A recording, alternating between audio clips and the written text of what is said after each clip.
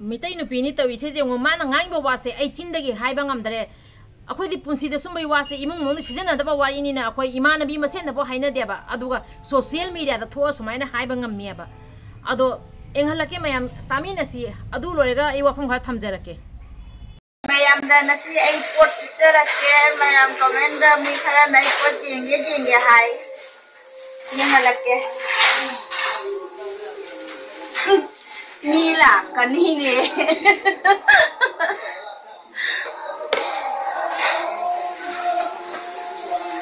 Sisi noi bongga dok katat na baca lau na kanga ba piske atho kan ni basi kati tina ka sapadi no boga do kasubi macha sa notum no tuga ga den khangu chumji khawa no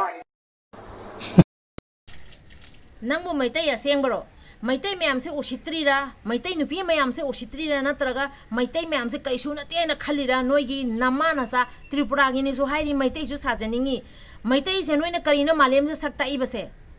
Meetei mayam se usit thoidrira ba noigi se ai se Meetei nupi phajabi male ne aina Meetei nupi se makeup to phajai ai do hai ning da ba ina ai se Meetei mama jengune mama ai se makeup to bari phajara ba na pura Meetei nupi mala ba jengune male Meetei ake mama phajaba na Meetei ase mama asini jengu Meetei nupi bu asiguba saktam da amatang leibra ba malem siga moina tai ba se Meetei nupi ki saktam se karini hai tai no aduga mama obi siga aina ngakcha ningi di masa se warak pangam da bini hai doira natraga lamchat nai da bi masara asai su myam ma leire wari aduga aina ngasi video siga nipa masa amaga loina na aina video clip se myam da thamai ba sidi moisu usanu moisu yengsanu ba video se moigi video se nipa kanga no su yengi ibung yu pana su jengi mayam siga mi puramak na yengi bana ba do kuki gi mahik cheli ra kari no moigi mama masa se bhap ta pam ngam dare ba usi thoi de ba male ba noi tawido ado makha ta na muk tamina gi si mama oi binang gi su wapom khara I thamake mara mata thaiya ba I chok chomoi thakpa namde thakpa jidi ulak ke to ne ai hadi ti nupi na hela me ba da se social media thangala ke tawage nupi na hen mani thakpa se te thakpa nupi sing na di khangani mahau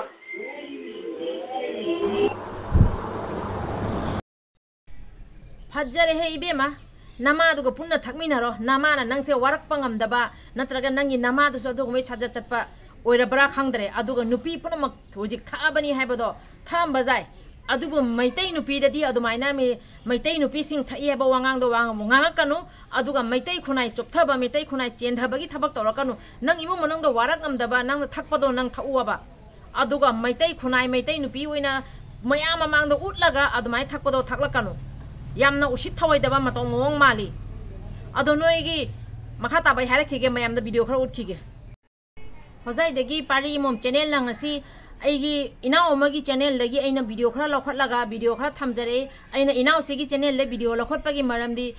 inau sigi channel su changa ga mayam na sumi yengbiu maonda full loina video se khara su jawbani aidi loina haptare thi phai chatluge kari kari adu mai khara do inau sigi hairiba wahi phajaba wari khara su mayam dai thamjarake adu inau asigumba ibung upa ichinau mayam ma su jengi khangna bagi tamakta aina ngasi inau siga punna ai clip se hapcharak pani adudi makhata na yengwinarasi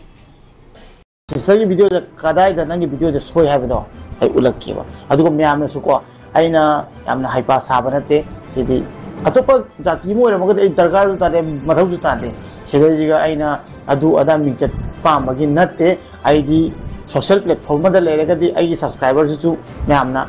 Facebook ta khangde amma ta khang support to reise ai ju aidi ki da bida achum aran khairaga mamang thana tholakpa ngamba ai ngondu kaino ma leibagi ni ba aduna adu de ne le mamang haloi aduga soiraga di soire aduga adu poto di yenga da mitnare aduga mayam comment to re do kari kino haja si video se aina hulak to je si ai samna wari ma haja ko si utpado hawda kai ba ko nangi video sing je aduna sidi nang Meetei ko ere Meetei rom nari kai do Meetei rom ju sanabi re aduga Meetei dress set pani na ko aduna mina dum ngang bom thok pane aduna ngang go da waro binu adu sokodi isagi nature do madu ठीक तौबीरागा को फजल video थागत करामतना केमता हानिंगा लेति खा हानबदा video से आइना नोंगाई खिद्रिजे मसीमा लेरे को मैं से ai thi thành nó rồi em đi làm cái gì một cái gì chứ sao tao không có tập hình chụp là có được thằng đi thi chỉ tôi đấy cái bọc sang ăn là lâu hơn đó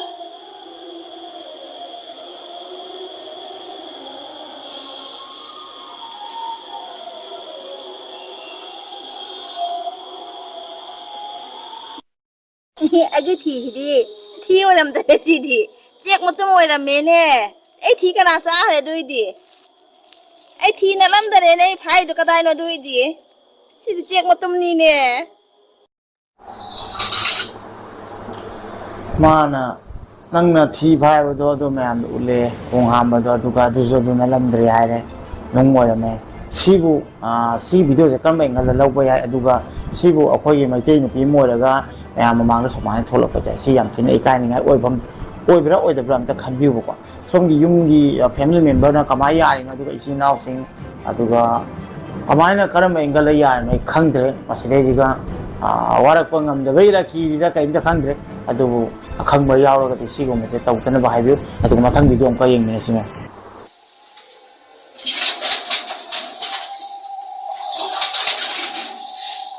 ai thi phai ba chat ge thi chit to re de thi phai de jo lak ke nu me am de mu ba thi tu tak ke do akhoi thi phai be ma pham lai de sa ga mayam lak na phai bi ba ja ni mi ma de lu patara to lo ni thi phai ba lak si yang mo se si kai hai da na khang re mai se khong amam ule aduga thi phai ni hai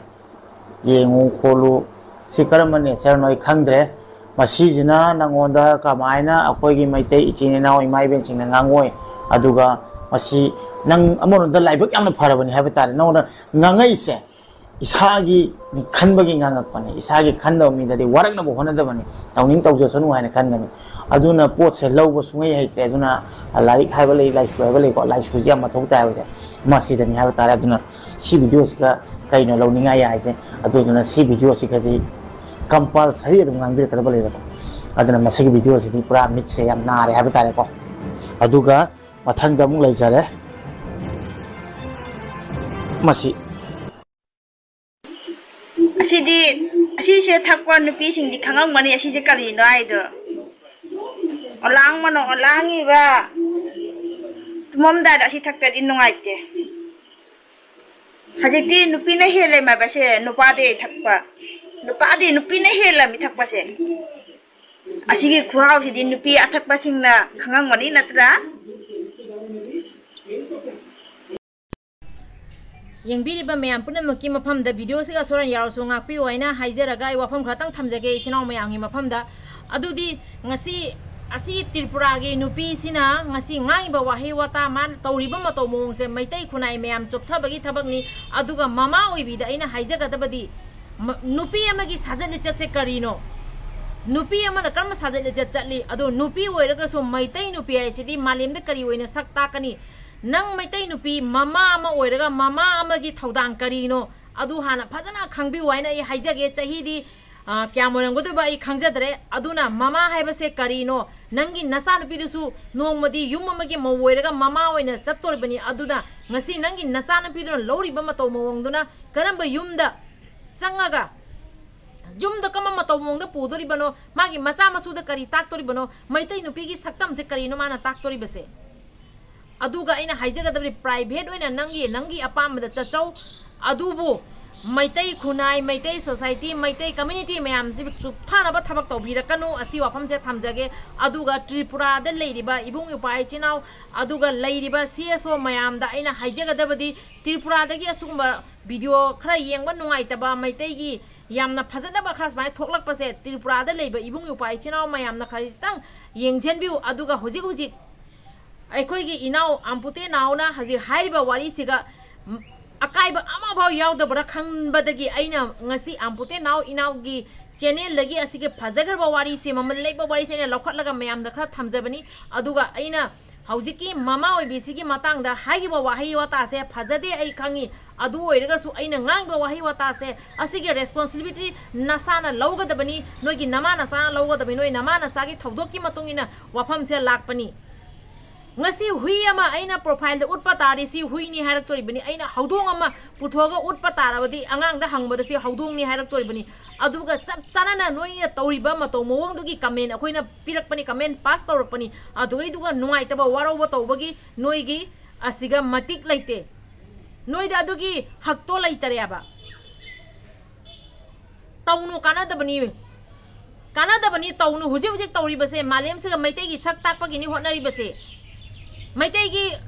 tungda kari oirakani se maite se kangatna bagi honari bani tanja se noi gumba ngauri phairi mathong maram sada ba khara thokla malem se maite gi sak se ona tana tak tagi tawganu nang social media da tawning ba taw adu bu maite pallaga tawrakanu nang tawning ba taw social media da thi phai ba utkera uting ba ulo ai dugi maram da wa nang ama bo hai gi de thi phai ba utkera nang jogoi sa ba utkera nang kai mem hairak tore nang uding ba ulu adu bu maitai palaga ulakanu maitai community gi wa hairakanu nang na tawning ba to taw ino imong manung da taw noi nama na sa taw adu ga maitai mayam se osit thoi da mowong da jamna karim ka thaina mowong da tawrakanu manipur di ima mayam na kangla da karama mato mowong da kari awa ana mayok na khye ba do noi khangbra hojik maitai nupi mayam na lori ba thodang si kaino noi khangbra kukina landara kuda maitai nupi thawai na pongthai wase noi khangbra ngasi maitai nupi na maitai ima mayam na ngai ba se kama mato mong na ngai noi khangbra taunu wakhan do jamna chamara khandara ga ne adugi matong da video na mao yamna sangna noi na mana sa da nga kanaro aina haiga da badi tungda asingba thabak amuk tawbirakanu noi video namning banamu maitai pallaga me video nambirakanu maitai pallaga na video namba taraga di maitai bu choptha bagi matomong da video nambirakanu asi ofam sima haijege aduga ngasi sinau mayam yengbiriba oja sing ibu ba mayam punam kem pham da ngasi aina video siga soran yawhraga su mayam na ngakpi waina mayam da hojai degi pari mom channel na amuka su mayam punam kem pham da request tawjari ngasi gi dilo sanjarage khangi ngasi gi video se wahe wata khajikti kalle haina adurega so ngakpiu mayam punama ki mafam da asi amuka muk request tawjari ngakpiu haina do ngasi gi dilo sanjarage ima leibak na yai phare kang leibak na yai phare ibudo pakhang mana yai phare